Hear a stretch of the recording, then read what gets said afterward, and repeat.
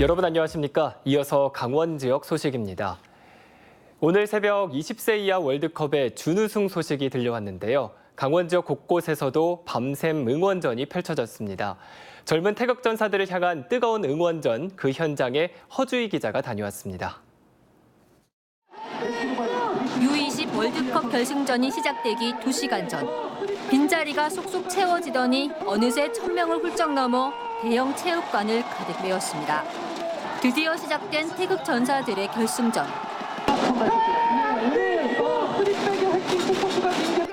이강인이 페널티킥으로 선제골을 넣는 순간 춘천에서도 강릉에서도 정선에서도 도내 곳곳에서 기쁨의 환호성이 터져나옵니다. 강원FC 소속 골키퍼 이광현이 우크라이나의 위협적인 프리킥을 막아내자 응원 함성이 크게 울려 퍼집니다. 하지만 전반 33분 우크라이나의 동점골을 허용하면서 경기는 다시 원점. 후반전에 연달아 2번의 실점이 이어지자 어린 축구팬은 차마 대형 스크린을 쳐다보지 못합니다. 지금 시간이 새벽 3시를 향하고 있습니다. 시민들은 아쉬운 마음에 쉽게 자리를 뜨지 못하고 있습니다. 비록 준우승이지만 그래도 몸 관리 잘해서 다음번에 꼭 결승해서 1등 했으면 좋겠습니다. 우승컵은 들어올리지 못했지만 그래도 시민들은 끝까지 최선을 다한 선수들에게 칭찬을 아끼지 않았습니다. 2년 동안 열심히 달려온 우리 선수들 너무 존경스럽고 제가 대한민국 국민이라는 것에 자부심을 느끼게 해주셔서 정말 감사합니다. 피파가 주관한 한국 남자 축구 사상 첫 결승전 응원을 위해 비 오는 궂은 날씨에도 밤잠을 반납한 시민들. 한복을 곱게 차려입은 할머니들과 색소폰 동호 회원들. 축구를 사랑하는 청소년들과 어린이들까지 시민들은 준우승이라는 새로운 역사를 쓴 젊은 태극 전사들에게 박수를 보냈습니다. MBC 뉴스 허주입니다. 강원도의 여름이 갈수록 길어지고 폭염도 심해지고 있는 것으로 나타났습니다. 올해도 긴 여름이 예상되고 있는데요.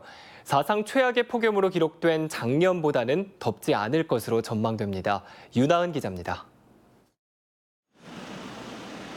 최근 8년간 원주의 평균 여름 일수는 119일. 기상 관측이 시작된 지난 1970년대 92일보다 27일이나 길어졌습니다. 강릉은 97일에서 118일로, 춘천도 95일에서 115일로 20일 이상 늘었습니다. 하루 평균 기온이 20도 이상 올라간 뒤 다시 떨어지지 않는 첫날을 여름철 시작으로 보는데 5월 하순부터 덥기 시작해 9월 중순까지 더위가 이어지는 양상입니다.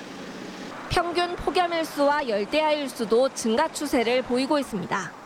최고 기온이 33도 이상인 폭염일수는 영서 지역이 6.9일 늘었고 최저 기온이 25도를 넘는 열대야일수도 4.3일 증가했습니다. 지역별로는 홍천, 영월, 원주 순으로 폭염이 길었고 열대야는 강릉, 원주, 속초 순으로 자주 나타났습니다. 올해도 첫 폭염주의보가 평년보다 13일이나 빠른 지난달 24일에 내려지면서 긴 여름을 예고하고 있습니다.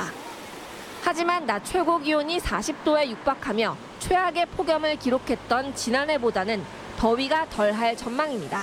올해는 지속적인 폭염의 원인이었던 티벳 고기압의 발달이 약할 것으로 예측되어 작년과 같이 지속적이고 강한 폭염 발생 가능성은 적을 것으로 전망됩니다. 온난화의 영향으로 무더위가 빨리 찾아오고 더 늦게 끝나면서 봄, 가을은 짧아지고 여름은 점점 길어지고 있습니다. MBC 뉴스 윤하은입니다. 춘천 지역의 대표 축제인 2019 막국수 닭갈비 축제가 조금 뒤인 밤 9시 폐막 불꽃쇼를 끝으로 그 막을 내립니다. 올해 축제 방문객은 21만여 명으로 축제 기간 집중호우로 방문객이 급감했던 지난해보다 9만여 명이 증가한 것으로 잠정 집계됐습니다. 축제조직위원회는 총괄 감독제를 도입해 전문성이 높아졌고 막국수 주재관과 포토존 운영 등으로 시민과 문화예술인의 참여가 늘어나 방문객 수가 는 것으로 분석했습니다.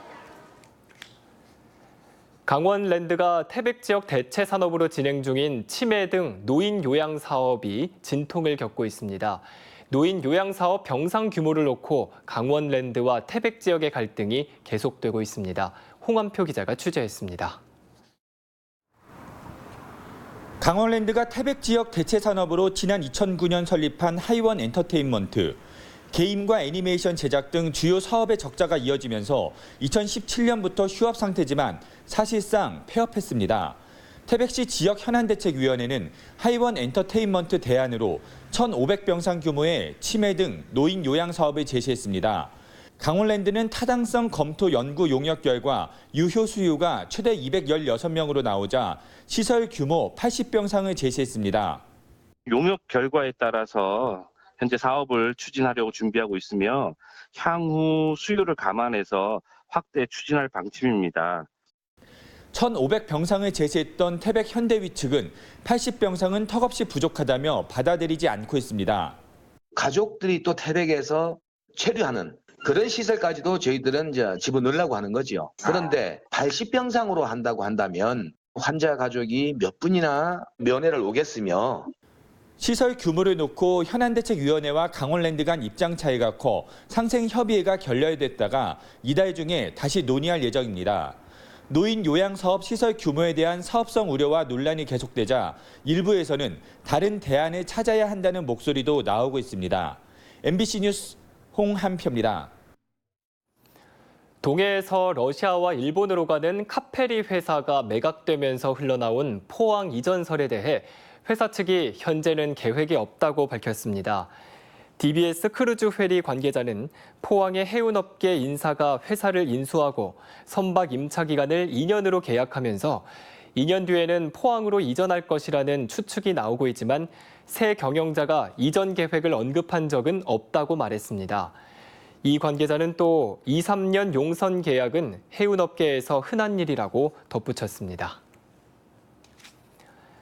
아프리카 돼지열병 가상 방역 훈련이 내일 양구군 농업기술센터에서 열립니다.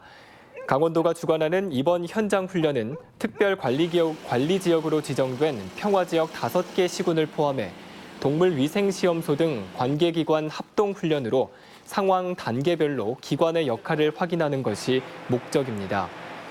강원도는 원래 연말쯤 훈련을 실시했지만 북한에서 돼지열병이 발생해 접경 지역 전파 위험성이 높아져 훈련 시기를 앞당겼다고 밝혔습니다.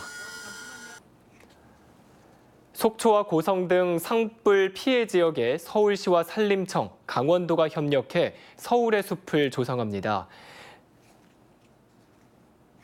이상으로 뉴스데스크 강원을 마칩니다. 시청해주신 여러분 고맙습니다.